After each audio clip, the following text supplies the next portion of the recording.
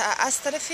جناب عالی محترم امام علی رحمان یکی از انشاءات‌های بزرگ ولایت سوخت پرچم دولتی جمهوری تاجیکستان کشاده شد که این برای بلند برداشتن حس وطندوستی افتخار از وطن و وطنداری نورسان و جوانان و اهالی کشورمان مساعدت میکند و امروز ما هر یک نورس را جوان را در روحیه وطن پرستی افتخار از وطن و وطنداری تربیت کردن ما لازم است.